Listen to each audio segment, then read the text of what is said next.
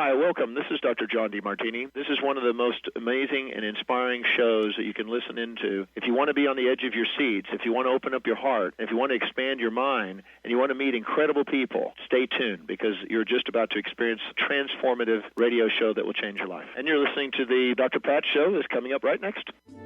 The following audio is via a Skype call.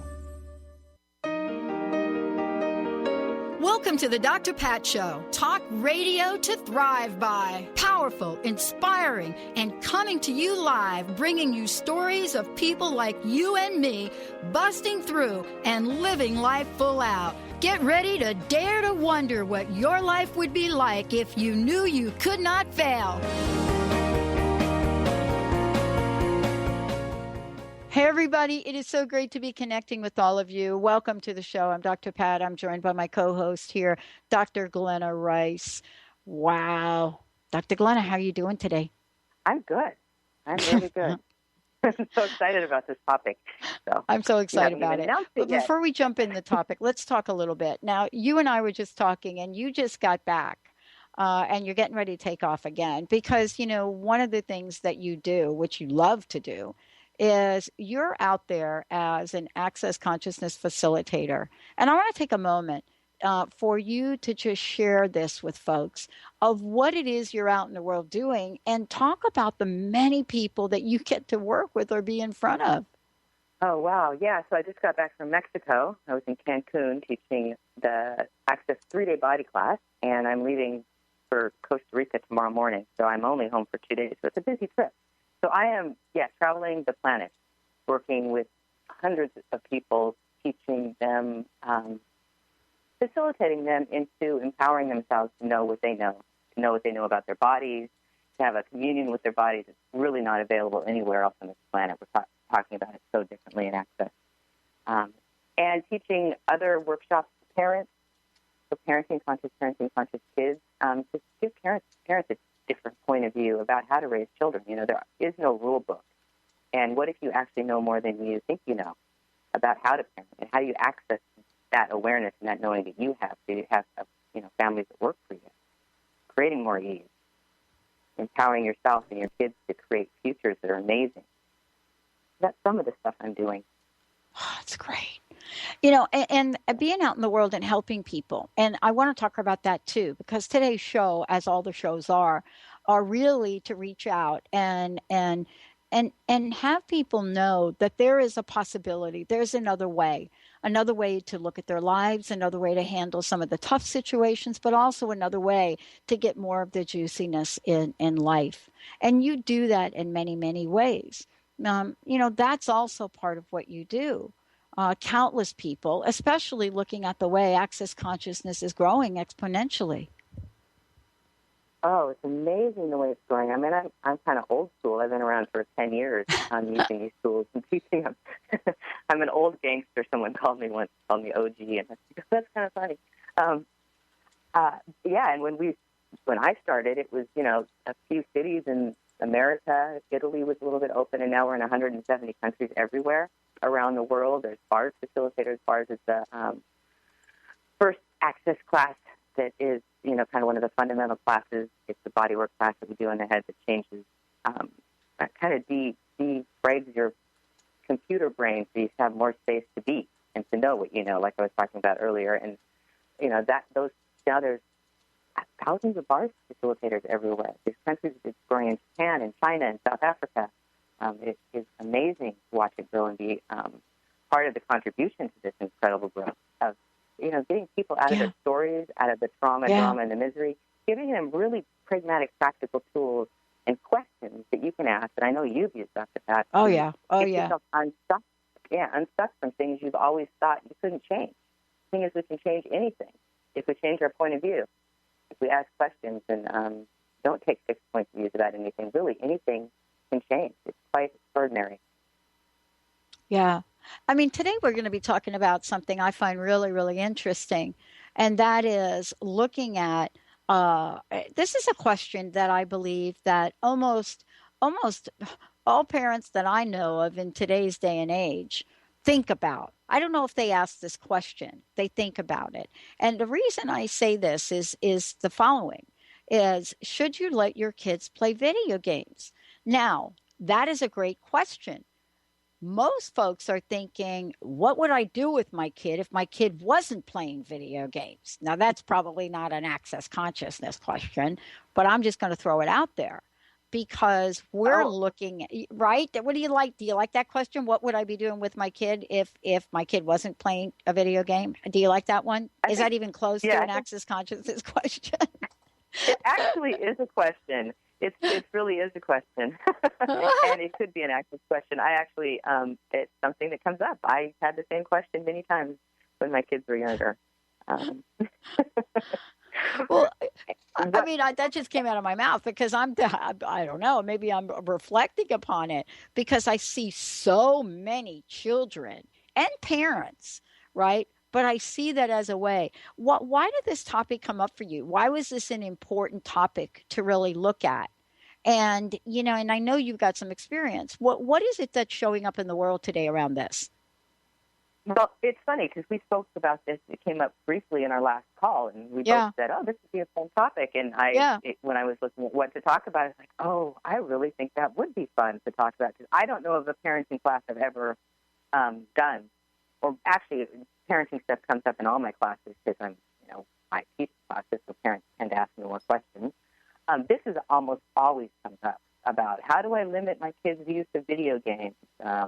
How do I get my kids out of the room and off the computers and off their video games? Like, it's this terrible thing that's happening to kids. This terrible thing that, they're doing all this, limit their screen time. There's all these detrimental effects that are supposed to occur because they're on the videos all the time. And I had a really different point of view. I mean, I kind of came in with that. Like, you should probably stop them from using it so much. Like, if they're on after school, on the videos right after school till they go to bed, there's got to be something wrong with that. And it was like, well, what if there isn't anything wrong with that? What if none of the things that our kids are choosing to create their life are actually wrong? Right. Right. What So if what do we do? Are we bringing our fear to the conversation? Right. I mean, are we yeah, bringing our fear to the conversation? Um, I think that, this is really funny. I'm going to date myself, but we have a lot to talk about today. So I think it's important to yeah, set the stage.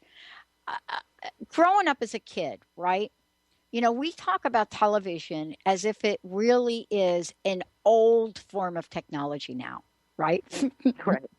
If you're not streaming on your phone, like right now, if we're not doing 4 or 5 things during this interview, one of them may be streaming the Olympics on our smartphones, right? Mm-hmm. This is kind of the world. But I love what you're doing. What if what kids are doing it does actually contribute to their lives? Somebody asked me, was there any television show, just to digress for a minute, was there any television show that helped me? That I could point to where I actually that it became, oh, here was a question, that part of that television show became part of my personality. I thought that was an Uh-huh. interesting question. I got asked by some big HR psychologist guy that once in corporate America. And I had an answer. And I answered it. And I said, yeah, Three Stooges.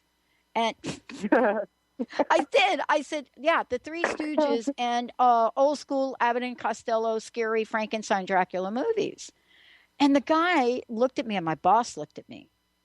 And they were like, something wrong with her. And so he came back and he asked me in front of like 100 people, how so?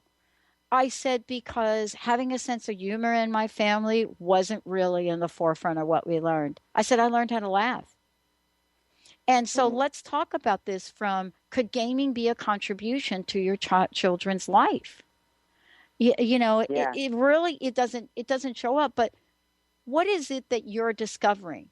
How can gaming contribute to your children as opposed to us bringing all of our trash along the way with our fears?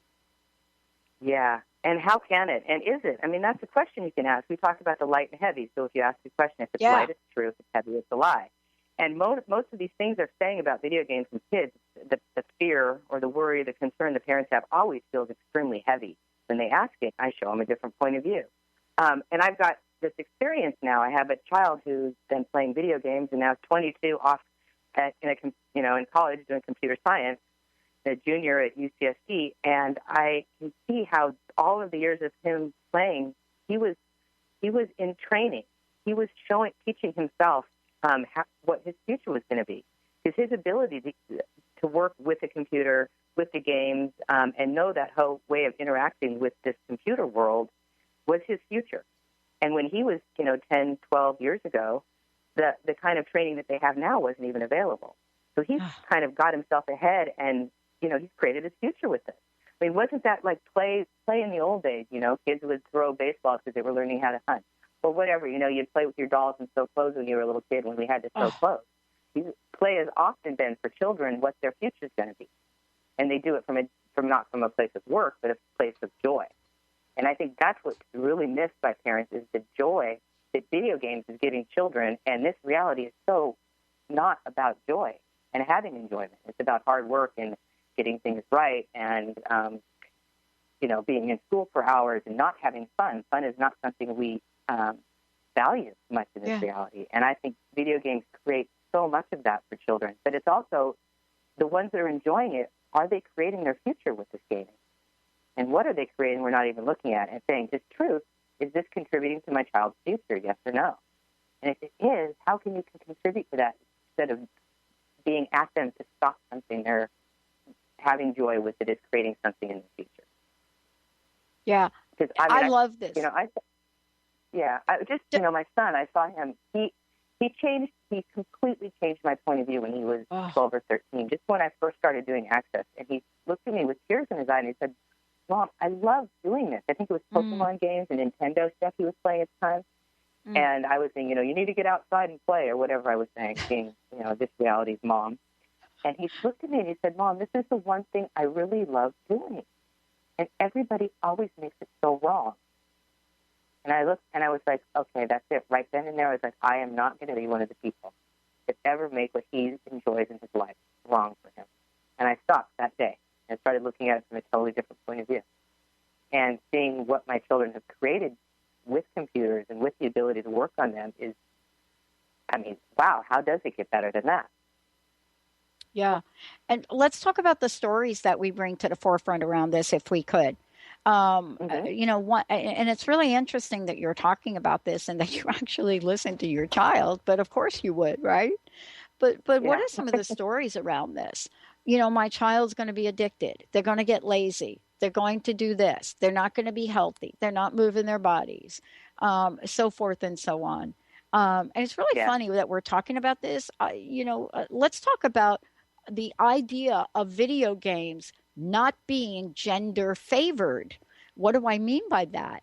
Well, if you have a young daughter who wants to play baseball or football, you're going to be able to let her do that up until a point, right?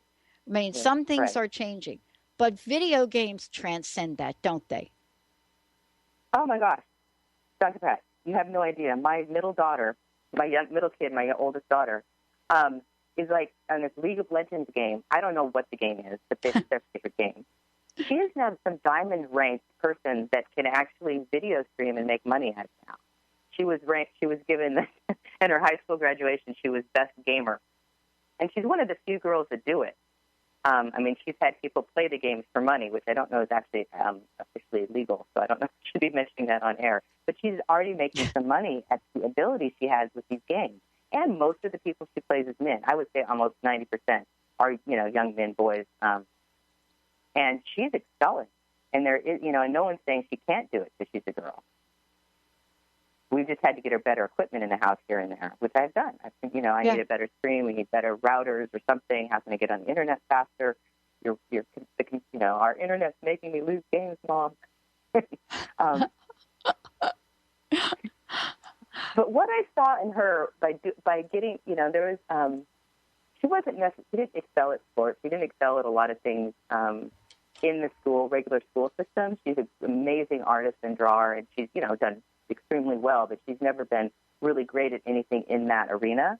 And she became really, really great at this. And I saw this confidence in who she is and her ability to create her life and create what she'd like and how she can put herself, be determined to, be good at something and put herself into that and what she could create. And I saw that change for her with these games. It's like, wow, how does it get better than that?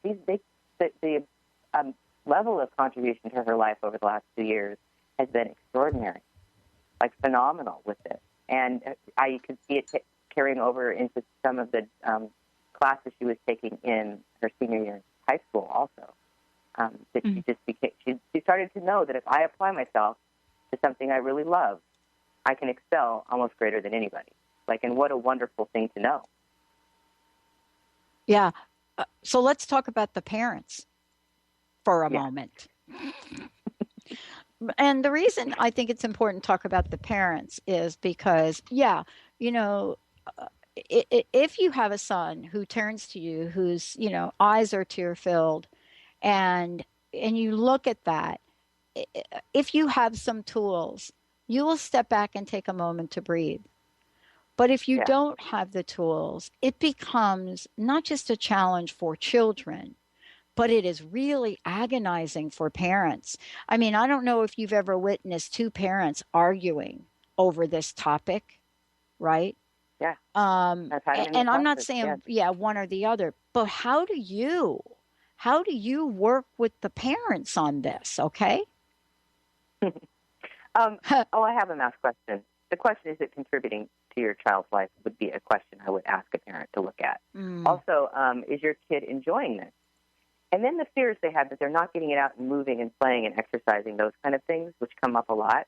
It's like, check, what questions can you ask your child to have them see a different point of view about what their body requires? Now, their bodies are involved in these games quite extensively. And now with Pokemon Go, you can't keep your kids in the house now with Pokemon Go. And there's just as many crazy concerns about that, which I thought was funny, watching the internet feeds about Pokemon Go. It's like parents are saying, how do we get the kids out of the house? So they make a video game that does it, and now the parents are all up in arms because there must be something wrong with that, too. Well, isn't it the idea that the game is controlling the children? There are two schools of thought we should talk about this. One of them is the game is controlling my children, but the other school of thought is that I'm really upset because this game is getting my kids to do things that I didn't do. So in comes the ego, right? I'm not saying there aren't concerns with that, with that whole idea of that. I'm not saying that. But we just got to peel away layers of the ego around that game, boy. Did Pokemon Go? I think the fun that my children are having with that is delightful for me. But I have a different point of view. I really enjoy the joy my kids get out of their life. I find that something that contributes to my life. They're easier to be around. There's a Pokemon character called Jigglypuff, which back in the day, I used to read and watch the Pokemon movies with my son, and that was my favorite Pokemon. I didn't know much about them, but I just loved that Pokemon, and they caught one in my kitchen. I was like, oh, wow, Jigglypuff came into my kitchen? I'm so honored. But the whole thing is fascinating to me, and I don't have the app, and I'm not playing the game, but I'm watching the joy and fun they're getting out of it. We drove down to San Diego to drop my son off at school, and they're playing it, at different stops, and if you can drive your car slow enough, does it work like walking and all sorts of stuff? There's a Pokemon gym over here. There's just so much fun. It's a brand new thing that we didn't have, and sometimes it's that we just don't understand it, so we think there must be something wrong with it. Like, what if the things you don't understand aren't necessarily wrong? And what do your kids know about it they can show you? Just what it's creating for them. So we were talking about the body stuff. I would go into my kid's room and say, okay, you've been at the game a long time now.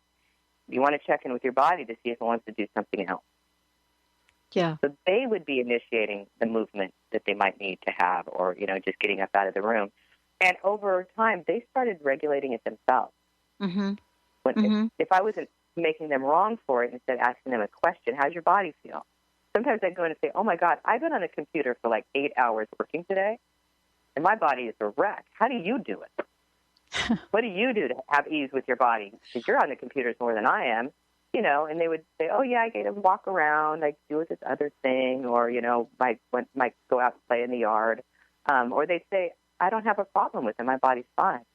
I'd be, oh, that's cool. How can I have that, too? What if my body was fine being at the computer? Yeah. I wonder what would happen. And this is really a question for you as well, Glenna.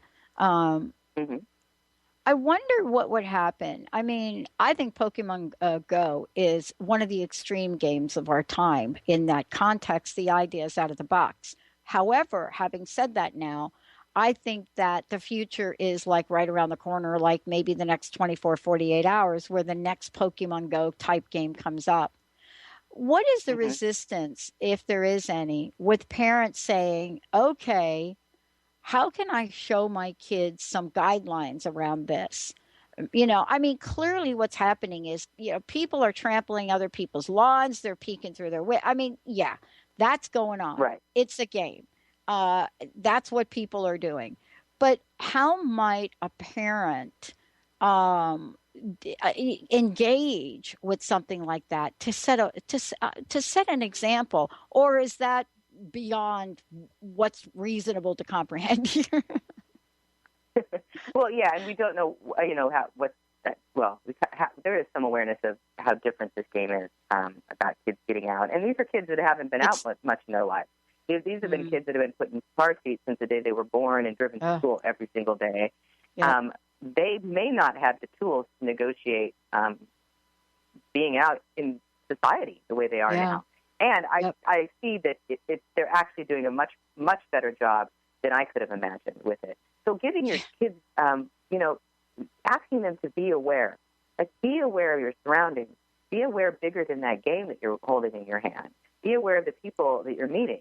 And I see my kids are definitely that way with the game, and and some of it, the novelty of it is worn down a little bit because they're not doing it as much as they were the first week it came out. And you're hearing weird horror stories, but they're actually quite exclamatory, and react to these stories that you're hearing. Than I think what's actually being created by the game, because the kids are having a lot of fun meeting other kids. Yeah.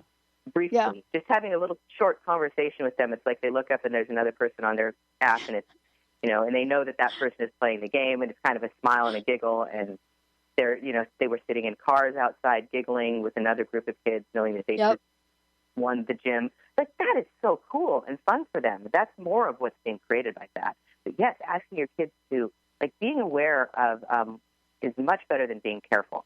If we ask our kids to be careful, we've already told them they need to watch out for something that might not be there.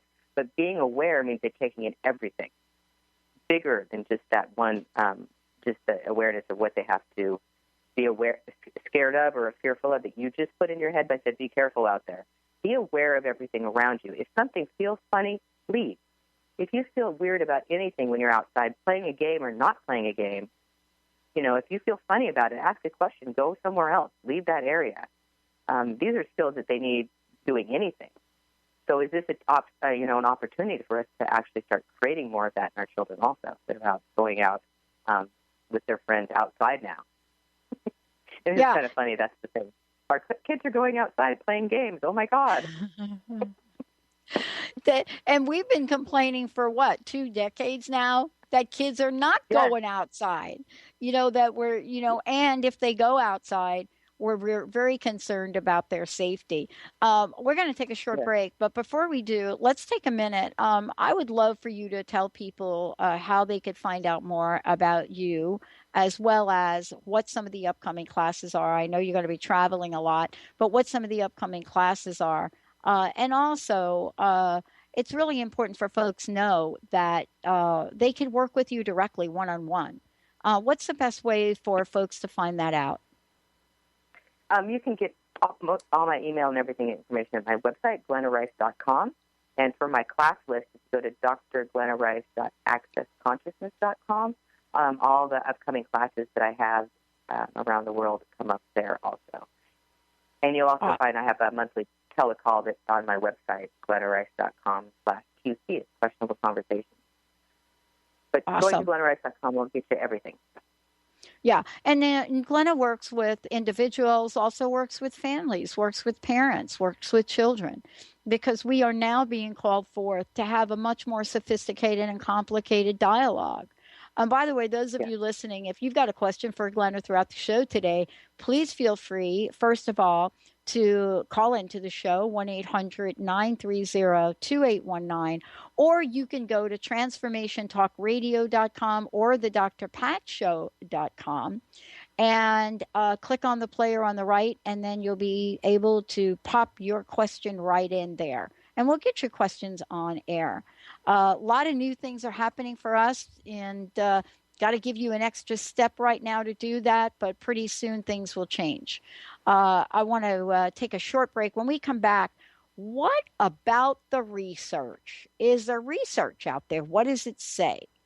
Does it support this dialogue or not? Let's take a short break, everyone. We'll be right back.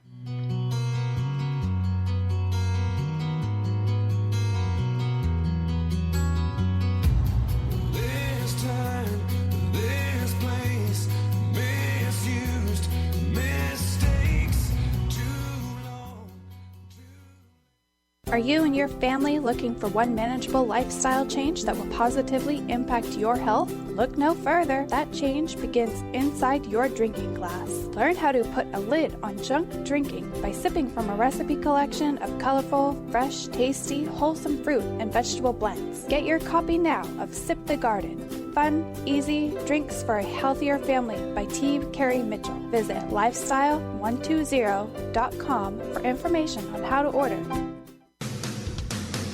Transformation Talk Radio is dedicated to the education and awareness of Lyme disease. Hey, everybody. Welcome back to Lyme Talk Radio. I'm Dr. Pat, joined here by Dr. Nusheen Darvish. Dr. Pat Basili and Dr. Nusheen Darvish will be bringing the most innovative, groundbreaking information, research, treatment innovations, and stories from those it affects every day. I'm so excited to be talking about this. We have so much to share. Dr. Darvish and I are planning to do is connect the dots. People suffering with all sorts of chronic diseases, it's time. It is time for them to transform. Tune into Lyme Talk Radio and help keep our mission strong.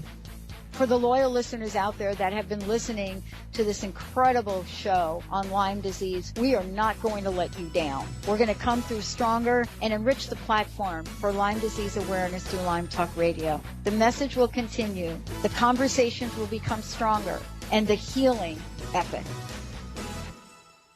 Are you sick of feeling overworked with no motivation? Take a break from the daily grind. Life coach Nicole Eisler is here to provide a healing journey of optimism. Passionate and caring, Nicole is no ordinary soul. Her dedication to helping everyone has no limit. Witness the power of positivity. Tune in every first and third Tuesday at 4 p.m. Pacific for Positivity Party Radio with Nicole Eisler on Transformation Talk Radio. For more information, visit BigDreamAwakening.com.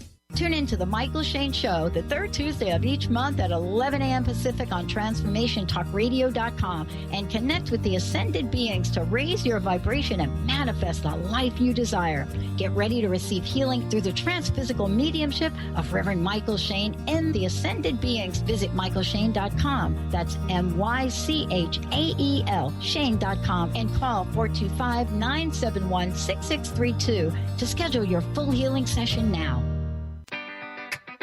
Get ready to rid yourself of all that is weighing you down and holding you back from living the life you want for yourself. Coming Clean, The Art of Transparency with Catherine Moss is a hit show for women in recovery who are ready to live life on purpose. Tune in and let Catherine help you live your truth one day at a time. Live each Tuesday, 9 a.m. Pacific on TransformationTalkRadio.com.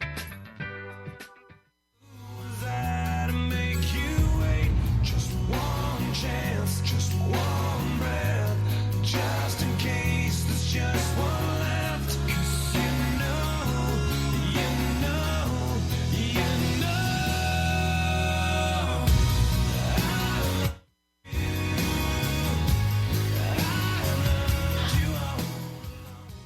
Hey, everybody. It's so great. Dr. Glenna Rice is here.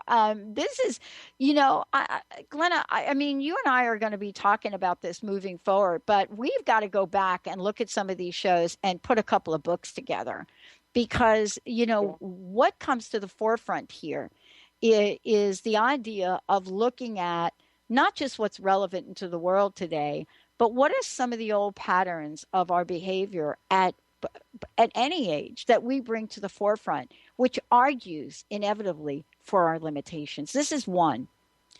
Could gaming be a contribution to your children's life? Today, Dr. Glenna Rice is my co-host today, and we're talking about how gaming may actually be a positive influence and what to look for if it's not, because that's part of it. Let's talk about research, because everybody points to research on anything. Remember the research that came out that said, yeah, putting a cell phone and sleeping on your cell phone every night would not harm you. Yeah, that's one. But let's talk about the research that gets done on video games. I'm interested to hear what you found.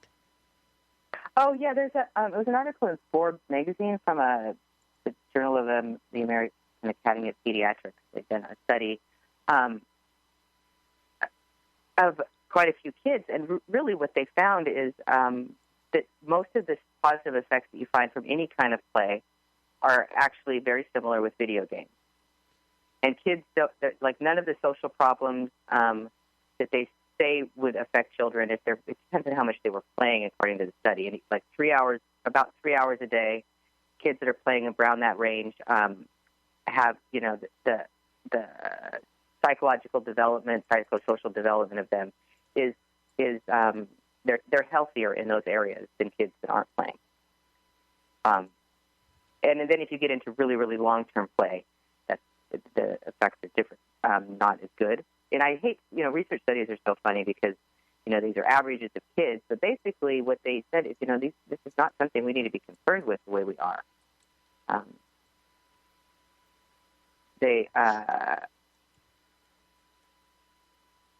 sorry, I just pulled up the article. I just had a moment there saying if I could find exactly where it was. Well, what I want to say about this is let's just talk about what our mind does. Outside of research, let's talk about what we do. Here we're sitting there and we're having our children play video games.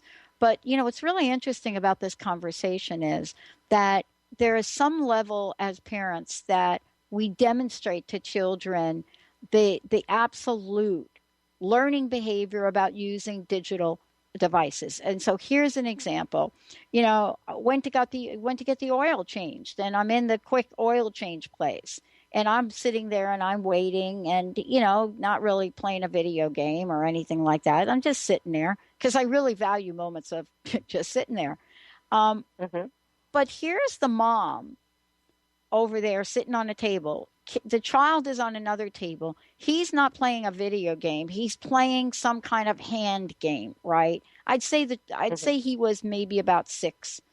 And the mom is 24/7 texting or doing something on her phone.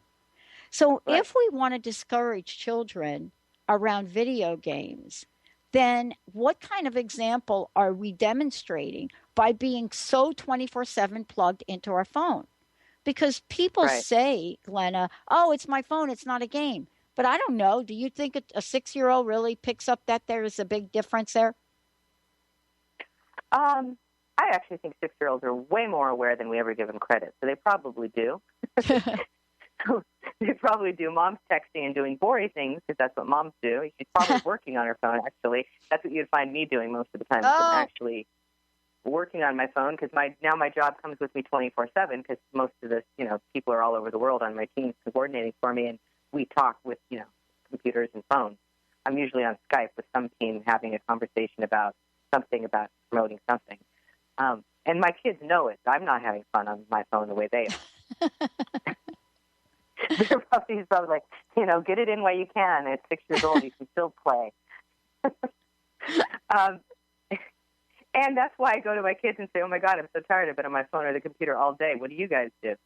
So my youngest daughter goes out and does gymnastics or goes out and dances or some things like that. It's like, okay, I can add more of that into my life, which is funny. Like they've learned they know more about this world than we do because they've had it more and they've been interested more and they've been playing these games more. So how do you negotiate it in your life? What do your children know to get you off the phone instead of the other way around? Because they will do other activities. They tend to be a little bit more, this is fun for a second. I'll go over here and do this and have more ease with it. But we can get trapped in our jobs and not get away and how much are we projecting on them that we're neglecting our bodies because it's actually what we're doing to ours? And are we even asking those questions? I love what we're talking about here because there is a misconception and there is the research, right? But there's also the judging part of this. This is like really strange, right? I was out in a coffee place and I was deeply engaged in my smartphone, clearly deeply engaged in my smartphone. And you could probably tell by the look on my face that there was something that was holding my attention, that it was like this stare, right? And I was sitting there, and this guy next to me, just happened to be watching me like intense. I was intense on my phone, right? And he looked at me and he said something like, "Wow, I hope what you're watching is really exciting or something. It must be some movie or something." And I just looked up and I said to him, I had this moment where I felt like a little embarrassed.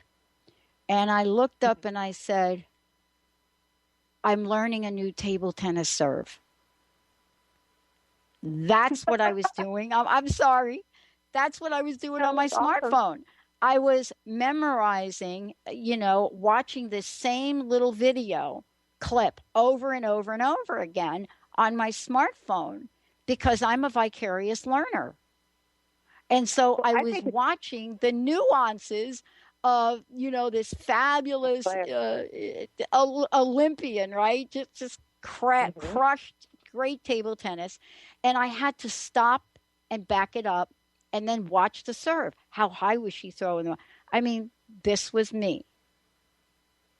And everything around me lost time. Isn't that what happens with video games, though? But we stop time. Time is a creation. It's not really a reality. So we create time to work for us. And that's when you're being you. That's the moment. That's when the joy of your life and the creation of your life is showing up. When you can do something for a long time and not even eat or sleep, those are the things you love to do. Those are the things you want to encourage your children to do, because those are the things that are going to create the money for them in the future. The things that they're going to do for their downtime from whatever job they have. These are the things we create, I'm going to say it again, the joy of our life from. When you can do something that long. I think that's fabulous. And, we have this available now. This did not exist when we were children or young adults. That you could go online and learn these things. It's still silly, but my daughters learned how to braid her very long hair. And I learned how to braid my hair when I was a kid. I was like, how did I learn to do that? My mom didn't know how to do it. And I was like, how did we learn? So me and a girlfriend were having this conversation. How did we learn to do these things?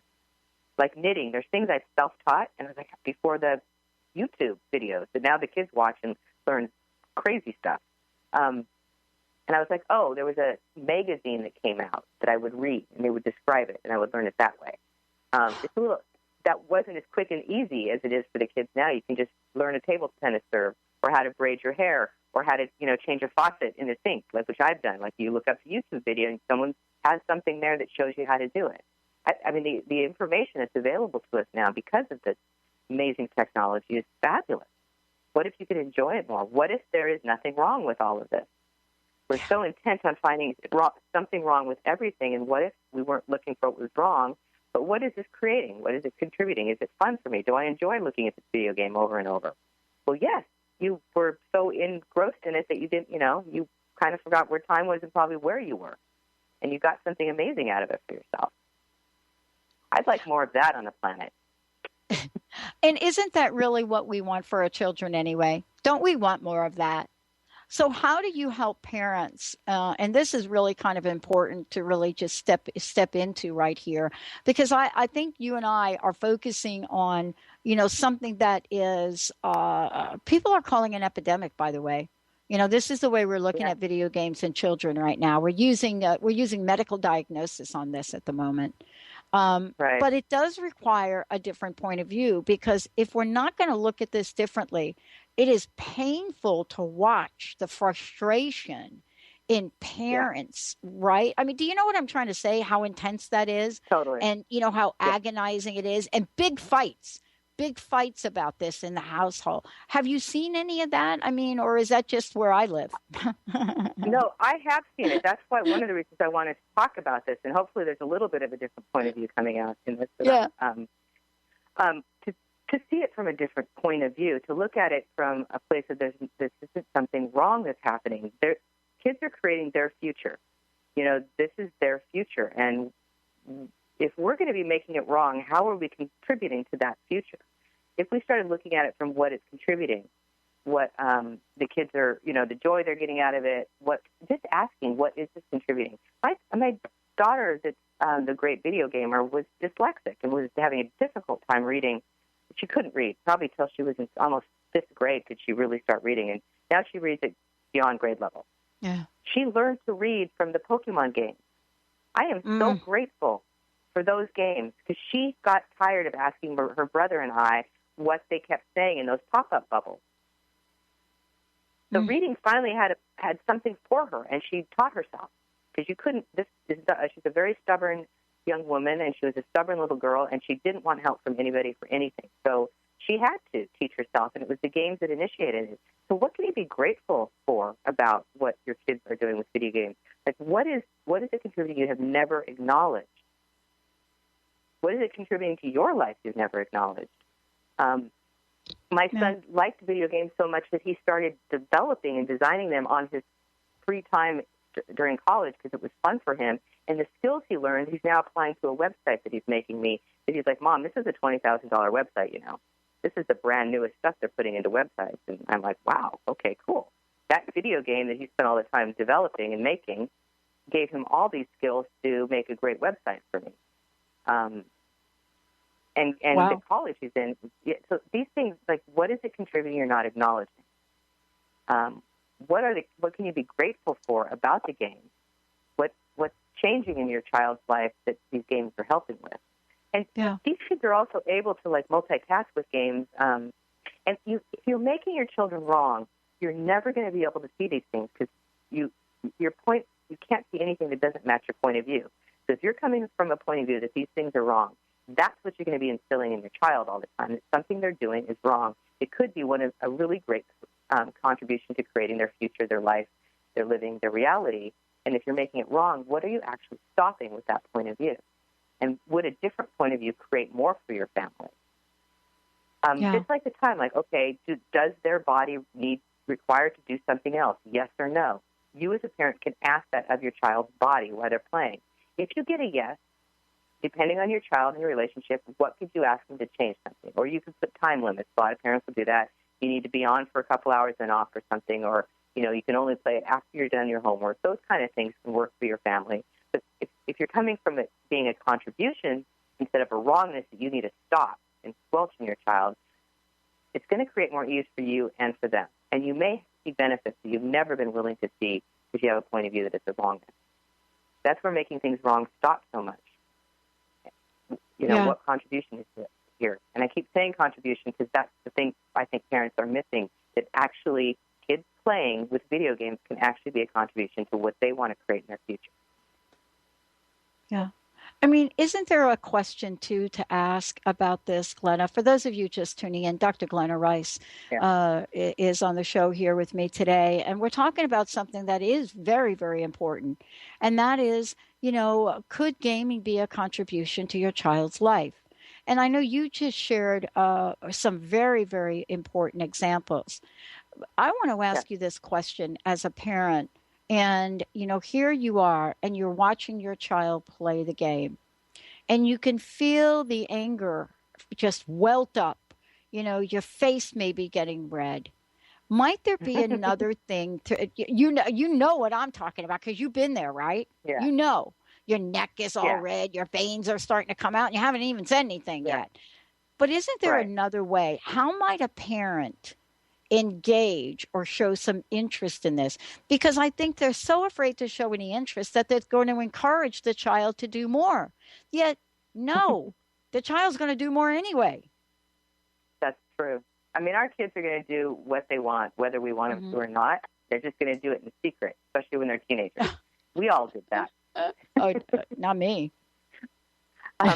We did what, we snuck behind our parents' back. I actually had pretty, easy parents, so I didn't have to do a lot of sneaking, but I know my friends did. The parents that had more rules, we all did the same stuff. The kids just didn't, their parents didn't know about it. And that may work for you as a parent. That's a question too. Is getting that upset with your children actually working for you? What else is possible here you haven't considered? Is this, that question is if it's contributing, I'm going to go back to again, because really, if you can see a different point of view and have a different point of view for you as a parent, then you can start asking questions that actually could change some of the things that are true, that are something you may need to change with your child, like how much activity they're getting, they're not doing their homework, those kind of things. But if you're coming from it from this fixed point of view that there's something wrong with all of it, the kid's going to put up barriers to do. They're not going to listen, especially if they're over the age of 13. And you're going to just create more disharmony in your family instead of more communion and ease, which I would guess most parents are looking for. Someone is looking for more ease in the family. And most parents are looking for things that are going to, so their kids come out of the 18, 25 years that they live with them, that they have a successful life. Yeah. What if this is what their successful life is looking like? And and each kid's different. I have 3 kids. 2 of them love video games. My youngest, she's never played one in her life. Right. She plays Pokemon Go a little bit with her brother, sister, sort of, but just kind of to interact with them. But other than that, no, she's a gymnast. She practices her gymnastics, just does backflips all over my house for hours. That's what she loves to do. I don't stop her from doing that either. I always contribute to what, and that could be really what this call is about. I always contribute to what my kids enjoy, not what I think they should enjoy. I may think they should have done piano lessons or guitar lessons and, the activities that I got them involved with. If they weren't ready and dressed at the door saying, Mom, it's time for practice, we didn't do them.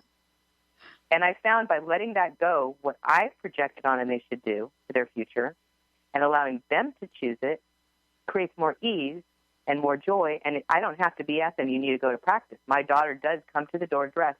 It's time for gymnastics, Mom. You need to take me now. It's there's not a conflict or a fight between us because it's me contributing to what she's choosing that's going to create what she wants her future to be, not what I would want her future to be. And we've all had parents that pushed us to do futures and create our life. What are you going to do when you grow up? That it wasn't your point of view, and they never work as well. And if you want to get rid of some of the angst in your family, allow your children to start choosing what they enjoy and contributing to that, and then see, you never know how it's going to show up. I didn't know that day when my son said, Mom, video games are what I love, and everyone makes it wrong. When I didn't know what that was going to show up 10 years later. I just knew right then and there I wasn't going to stop him from choosing what created his life. I was going to contribute. And this, it doesn't have to be about video games. It can be anything they're creating. Yeah. One of the things, Glenna, I want to point to is something you just said about point of view. Now, we've been talking about different points of view today on the show, but I want to go back to Pokemon Go, because if there has ever been something out there like this that has caused parents to have differing point of views, I think it's this. I mean, there are blogs that are being written by parents that are talking about how they're playing with their kids. I was reading a blog where one of the moms said, the family that Pokemon's together, and then says, oh, okay, that's hard to rhyme, but heartwarming. I mean, it's like, right? This is like the dialogue, and they're trying to say, I think one of them built a website that said, wait a minute, this is what you can teach your children from Pokemon Go. But if you're not willing to even entertain a different point of view, right? You're not going to find what these parents are talking about. No, instead you're going to be in conflict with your child, making what they're doing wrong, instead of looking, well, what else is possible here I haven't considered? Maybe I should download the app. I actually, for myself, have considered it. My son's college professors play Pokemon Go with them in class. I just found out the other day when I was talking to him. It's like, how fun is that for kids? What kind of interactions that we've never considered are being created? What have people kind of been asking for and, to interact with the games in different ways that Pokemon actually came up with. What have people been asking for? I mean, yeah, it's really fun to play with your friends with a headset, the games, but they've actually got something so that they don't just have to have a headset on to play. They can actually meet their friends in real live time and have this other joy of this game together. So, yeah, whoever invented Pokemon Go, brilliant person. Brilliant person. And the same question is being asked. I mean, I was reading an article from July, I think it was. Should you let your kids play Pokemon Go? And they started to talk about it. And I love the way the article kind of takes you on this journey about what people have done, how some people are not. Listen, isn't it like anything, right? I mean, if you are trying to play Pokemon Go and drive your car, no, that is not what you should be doing. Yeah. So we have to bring some common sense to this for a minute, if we could, because anything that we do like that, there is a degree by which you don't want to do it. I'll tell you, I grew up in New York, Glenna, and I will tell you, you do not want to have your head down texting and trying to cross one of those New York City Manhattan streets. No. You don't really want to do that. No. And, common sense. Yes. And what if, your child does have a lot more common sense than you actually are willing to acknowledge? Yeah. One of the questions you can ask is truth. And the word truth will allow you to see it even more clearly. So you say truth first. Truth, will my child be safe going out to play this game today? Mm-hmm. And get the awareness of yes or no. It's the no's are so far. And I've done this with everything. And this is something new, but my kids going out with friends, my kids going out to their fathers, and staying the night there. Are they going to be okay being at their dad's house tonight? Because they didn't always have the greatest relationship. Sometimes it could be kind of unfun. And I'd hear stories when they came back home. But just so I have the awareness, because if they're going to be safe and they're going to have fun, interfering with that isn't going to help either. So if you have your own knowing about it, then if you get a no, then you can start interfering or changing something or asking another question or saying, hey, you know what? I don't get that it's going to be safe for you to go out and play this game right now. Choose something else. Because if I got to know, I was a parent. That was the day that, they're not going to go out with that friend. They're not going to go to that party or go out on that date. So I got to know it wouldn't be safe. I know I've not gotten those for those things, but I have for some play dates when they were younger. Because the child wasn't very fun they were playing with. And usually when I got to know and talked to my child about it, they didn't want to go anyway. So I gave them the way to get out of the play date with the not so fun girl. Much easier than just that blanket that everything's unsafe. Because that's not a great way to function every day in life, that everything's going to get you. That there's going to be a problem everywhere, instead of actually seeing what actually is true, gives you a lot more freedom. Yeah. We have really gone through an evolution. Let me just I call it the evolution of things. This is my term because I don't know how to really put it in perspective. We've gone through the evolution of things. Everything from what now is an R-rated film to what was an R-rated film 5 years ago. I mean, the whole evolution of things. And I want to just, I know we've got about 2 or 3 minutes left here. I want to ask you, is this just one more evolution of things? I think so. Yeah, I think it is. And I think it wouldn't be created if it wasn't something that people were asking for. And what if the things people ask for actually create more for the planet and the world? I mean, if there's more fun and joy, the planet's happier. If you want to contribute to, you don't want to save the earth, you want to create more joy, and everything is going to be more like that. That's my interesting point of view. But, wow. Anger and upset and intrigue does not contribute. But things that are fun, that create that kind of joy in our lives, those contribute. I love this. I think it's really, I think it's the next great conversation about how we are actually going to redefine joy now. And what that lens might look like. Wow. Thank you for today. One last time. What is the best way for people to find out more about you? And again, your personal message for today. Thank you for the show. It was great. Cool. Yeah, it's GlennaRice.com is the easiest to find everything you need to know. And personal message for today. What contribution could you be to your children's future that you never considered? Oh, I like that. I like that. And I'm looking at a little 8-year-old right now who I'm an auntie for. That's my name, Auntie. Mm-hmm. I like that better than like the grandma thing, but Auntie's good. And, you know, as I'm thinking about this, sometimes it's just sitting down and having yogurt together. Thank you, Glenna. All right, everybody, we'll see you next time. We got another show coming right up. Stay tuned.